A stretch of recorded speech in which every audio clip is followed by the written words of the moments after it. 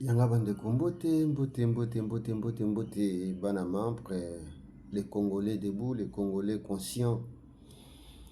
Na bina tongo na lelo toleka koya koyebisa bino ba vérité parce que les choses ont commencé. Et sengeli weba que les choses ont commencé. Oui, les choses sont déjà en marche. Il n'y a plus rien à ce que tofanda boye totalaka non. Les choses sont en marche. Je pense que les Sengeli vous allez informer. Premièrement, Toloba qui était Blackwater, dans la émission précédente, qui est déjà na Kisangani, Bakiti, Babandi Boulot. Moussala et Bandi. Moussala et Bandi. Moussala et Bandi. Maintenant, comme Sengeli qui tout informé, Bino, c'est hier que le travail a commencé avec Blackwater. Et qu'est-ce que Blackwater fait? Comme tu as vu que guerre, tu sais qu'il y a une guerre, il y a Minduki, où ils ont sur le terrain. Tu as une guerre médiatique, à communiquer. Et c'est ce que nous faisons tous. Et na katiwana, tu as une guerre, tu as matériel, tout scientifique. C'est-à-dire, batiraka pona kotirete. Voilà. Guerre à l'élo commandé ngwana. C'est-à-dire, koyeba avec précision. Tozo beta wapi, tozo beta nani. C'est ce que Rwandais va quitter. Rwandais va quitter. Je vais commencer d'abord par un problème.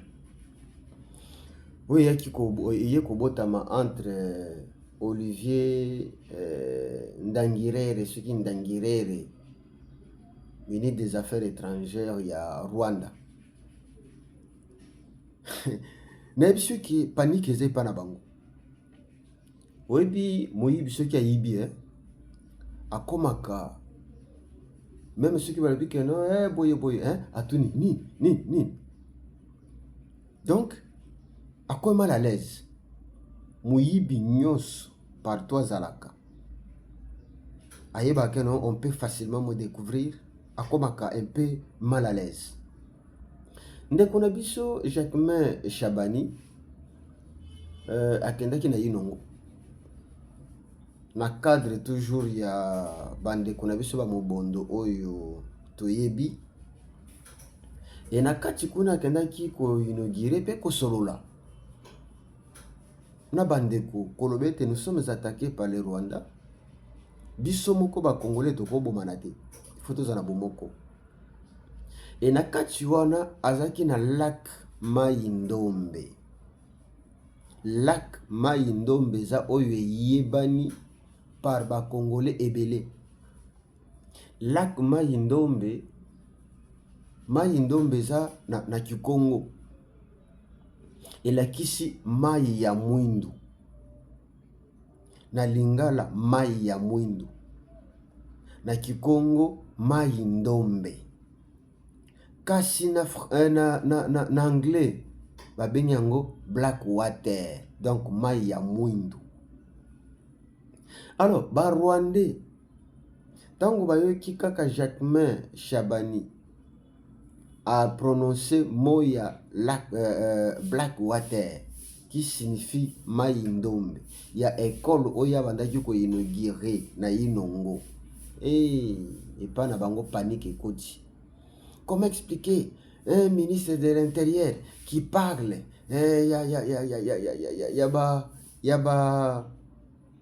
Yabatuana pote baya comment boy makelele koti kuna na ndenga kosakana te. Mais la question qu'on se pose, comment les Rwandais viennent toujours parler na makambo ya Congo pendant que les Congolais tolobela makambo ya Rwanda te. Tout ce que le gouvernement congolais parle, bango baza wana bazo landa tout. Même inauguration d'une école comme il ne comprend pas grand chose, tango kaka Shabani Jacquemain alobe likambo ya Blackwater, hey, bo éviter que non ndenge eza bo epekisama koluka ba mercenaires. Est-ce que baloki ba mercenaires pas na yo? Est-ce que ce sont les mercenaires qui sont allés au Rwanda? Mais le Congo, ceux qui ont dit que les mercenaires, c'est pour son pays. D'où vient que nous beaucoup paniqué? Mouibi. Hein? Ces pays-là, le pays des voleurs, ils ne savent plus quoi faire. Gérer vos affaires au Rwanda, ça devient un problème. Donc il faut parler toujours du Congo. Voilà le mal d'être un voleur. Donc, Jacquemain Shabani, à le belaki, du Cambo Blackwater, non, ce n'est pas pour naba bande konabiso tozo le bela, non, c'est pour dire que Lac Mayindombe, et il parlait d'une école qu'il fallait inaugurer, école wana kombo eza que Lac Mayindombe. Mayindombe, c'est ça, kombo école. Donc muyibi andungi rere repo bango baza toujours na barere barara rabanini abandi koloba. Comment un pays souverain peut compter sur les mercenaires? Oh, mais les mercenaires, même si ils arrivent, c'est au Congo. Les mercenaires, s'ils sont là, ils sont payés par l'argent du Congo. Mais où est le problème? Il y a bino Rwandais. Donc, kuna na Rwanda, bazana panique.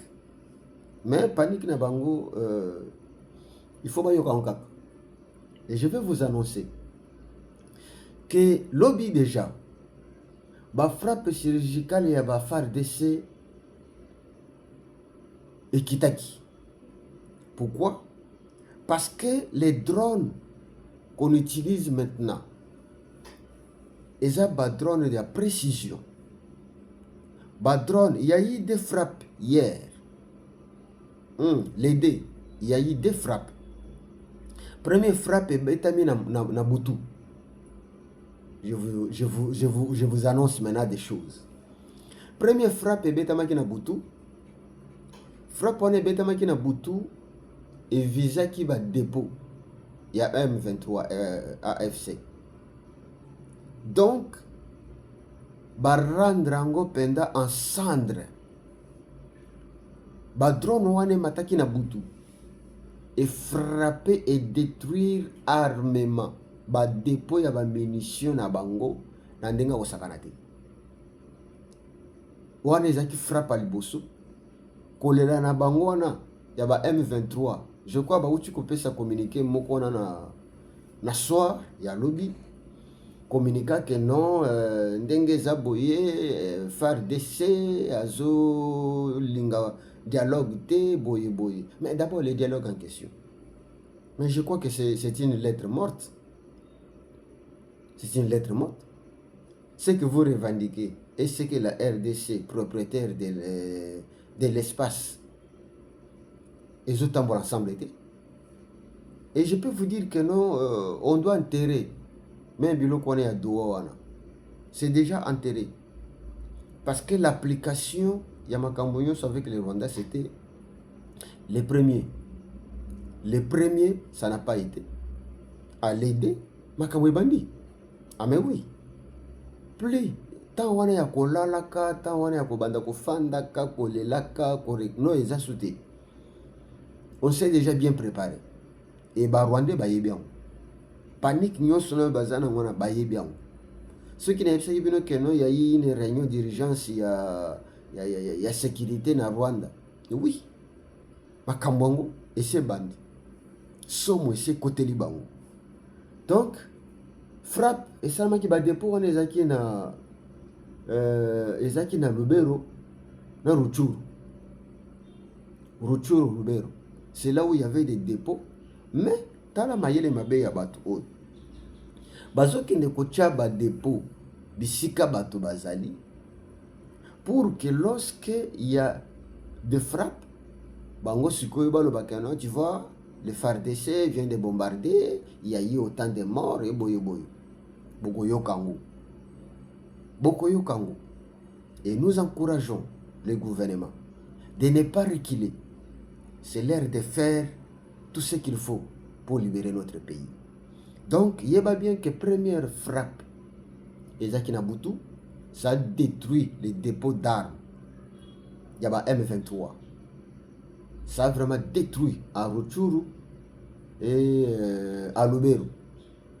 Ils ont tout détruit. Et c'est pourquoi, à partir il y a frappe wana ya Butu, ça fait que la journée, Bango ba M23 ne sachant pas, allez, batelemi sikoyo pote ba répondre. Na ko répondre na bangwana, biloko na bandaki ko bwaka, ndango ebomi bato. Bakosa bino te. Réponse na bango, après avoir kota la catastrophe et côté na ba dépôt na bango, nde na moi babandi koluka koma revendiquer. Nzoka nde bayeba kité. Déjà quand se frappe et salami na Butu, la journée le matin, les forces aériennes ya biso ya Congo bafanda kité. Ba matisi lisusu ba drone na Fizi où ils étaient occupés par M23, RDF, AFC. Na Fizi lobby ba pupuli bango na ndenga kosakana te.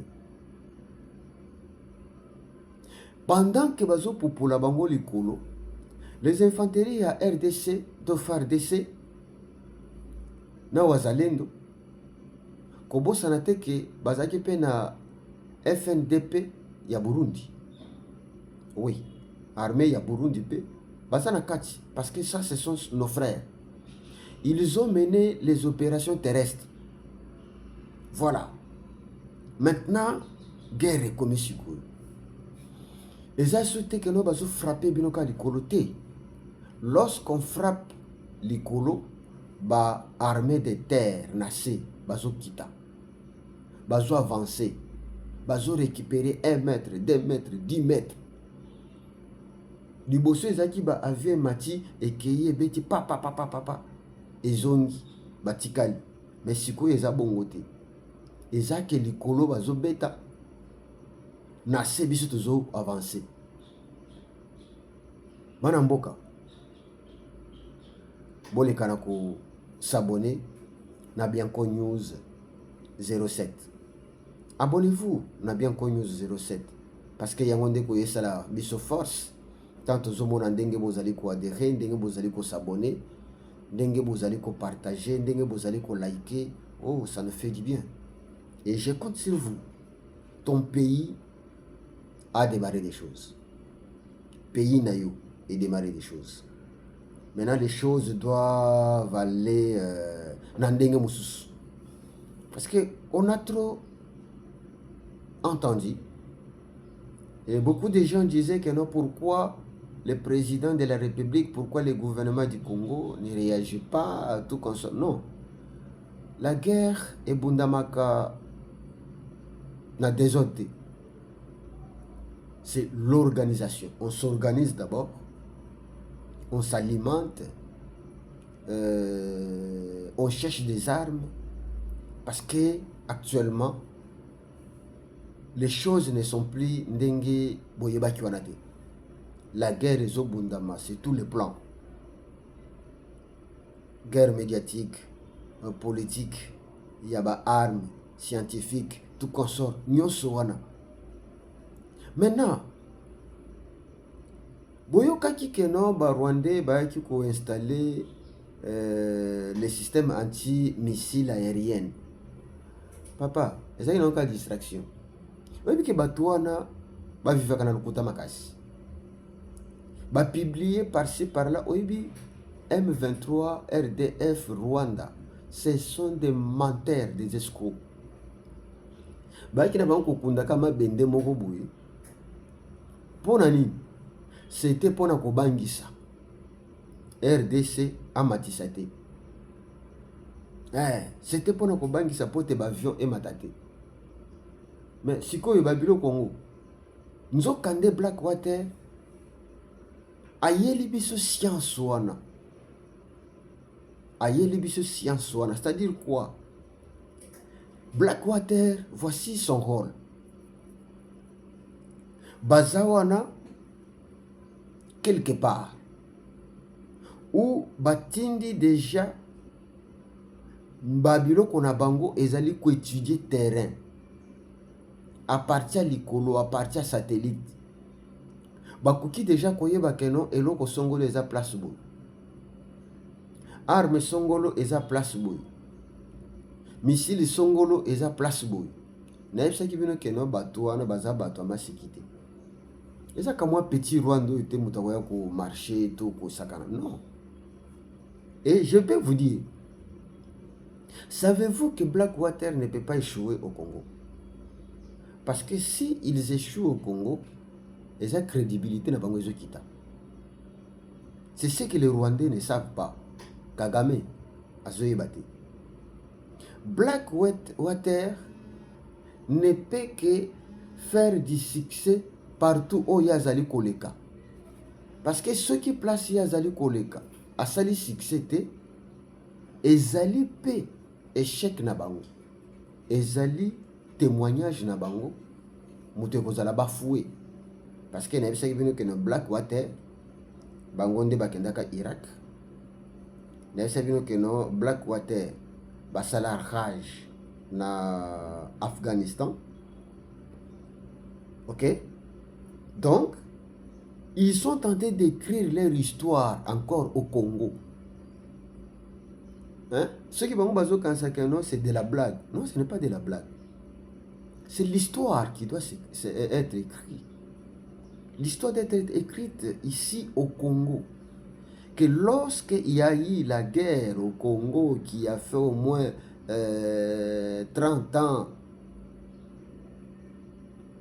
ou bien 32 ans, les Congolais ont essayé, ça n'arrivait pas. Il y a eu un accord avec l'armée ou bien avec les Américains qui ont envoyé Blackwater. Et quand ils sont arrivés, ils ont fait ça. C'est l'histoire. C'est leur crédibilité qui est en jeu. Et Ndungire, si c'est Ndungire na Bangona, il arrive et dit que non, la RDC doit savoir les sorts que nous avons réservés aux Roumains, mercenaires roumains. Toi, Ndungire, tu veux comparer les Roumains avec les Blackwater? Mais ça d'abord, je voudrais que Blackwater Bayeba, que ce sont eux qui sont sabotés. Oui, c'est du sabotage, c'est du chantage contre Blackwater. Que non, ndenge to yimiliaki tant bazwaki quoi Nord Kivu ba Roumain ba memaki bango na nani na Rwanda po bazongisa bango na mboka na bango. Donc il compare les Roumains avec Blackwater que non ba kosuki sapé bango. Quelle arrogance! Comment Rwanda baza ba geyemo sakanate. Borgeyemo sakanate. Et je peux vous dire, ce n'est pas de l'orgueil, c'est la peur au ventre. C'est la peur au ventre congolais. Ils ont peur. Mais comme ils ont peur, ils ne peuvent pas déjà dire que non, ok, nous acceptons. Non, non. Ils doivent d'abord vous montrer comme si baza quelque chose. Bazo bangande. Kobanga wana nde mutezo sala keno bakoma koloba ndenge wana. Oh non, comment expliquer un ministre de l'intérieur qui parle de Blackwater nzoka nde mwana bato Jacquemain abandaki koloba ne makambo ya ba Blackwater o ya armete. Non, il parlait de Blackwater comme étant mai ya mwindu, mai ndombe na Kikongo. Omoni be filtré ndenge bazoya na Congo bakoka koyeba te ke no na Kikongo babengaka mai ya mwindu mai ndombe. D'abord Ndungire un infiltré encore qui est là-bas bakoyeba te bazaka ko s'enflammer rapidement. Alors tant bakendaki koinstalle non loin ya Fizi babiloko na bango wana, c'était pour kobangisa RDC. RDC abangaka no soki tomatisi ba avion awa bakobombarde bango, soki tomatisi ba drone awa bakobombarde yango. Nzokande c'était rien. Déjà Blackwater a étudié ce qu'on a installé. Ayebi mpe ndenge ya kofina yango mpo ete esala te. Bayebi ndenge nini ya kobloke fonctionnement ya biloko wana. C'est pourquoi tango bayaki komata bapanzi yango rwanda baza na matanga bayebaki ete no biloko wana bainstallaki wana, ça pouvait faire assez que tango ba drone ya RDC komata yango ebetango epanza yango likolo. Mais non, déjà avec Blackwater bayebi drone yango, bayebi ba biloko nini bango bainstaller, banti missile nini ali bazwi bafini yango, banti missile ekomi docile. Et aussi au lieu to ça bato bainstallaki yango, mais et aussi Blackwater. Ouais. Et aussi Blackwater bayebi yango di bofanda kimia lokwa bakundi bino wana bino bofanda bino kana mabele toujours kopanza bino. Donc l'affrontement esali rage na ndenge osakana te aux alentours de Fizi Nzibira. Affrontement kosakana te parce que bango bakanisaki ke no makambo ekozalaka ndenge bango bayebelaki, me nzokande makambo ezaki mosusu. Frappe na ndenge kosakana te, frappe na ndenge kosakana te. Toye koyeba ke toye komona biso nyonso, je crois bolandaki yango bien, ke ba hélicoptère Blackwater bafandi, armée na biso baza liboso, mais Blackwater a étudié terrain tout. Akoki ko étudier terrain ya 10 km. Atali bango ayebi ke position na bango baza à tel endroit. Voilà. Ba arme bango baza place songolo. Ba signal les opesa que non na place songolo ba arme ezali. Lorsque drone ezomata pana obeta nzete te. Ezokende avec précision place biloko eza. Ezala na sama bele. Ba drone na biso eza na capacité ya kobeta pote eloko ekundami na se ya 10 mètres ba atteindre bango. Ce n'est pas de la blague. Boyeba ete makambo ebandi. Ndeko nango ozali kolanda Bianco News 07 chaîne Nabino, partagez aux autres pour que les autres puissent avoir l'information.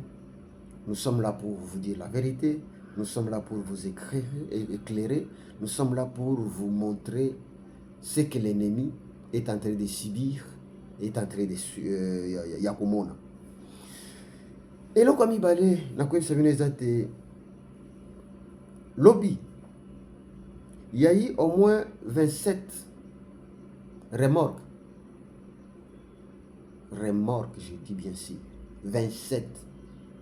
Et aussi, Ouganda, Banamboka, saisir. Ba remorque, wana, ils ont un papier.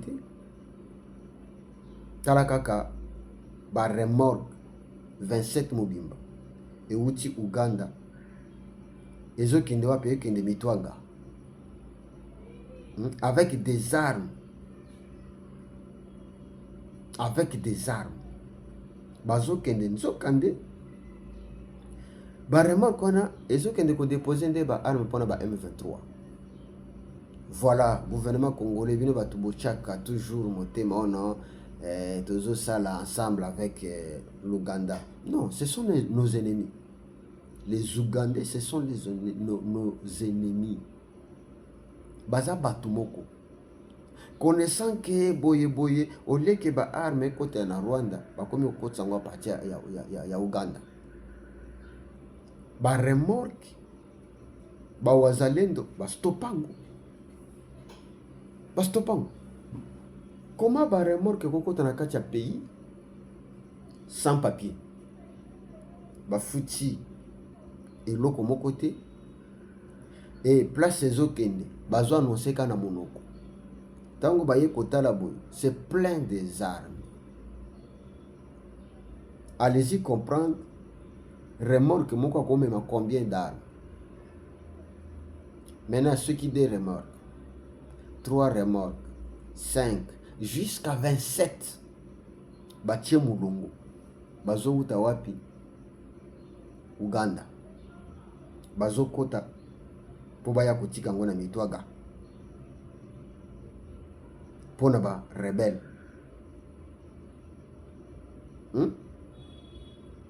Donc moi j'ai dit bande kwa wazalendo, félicitations.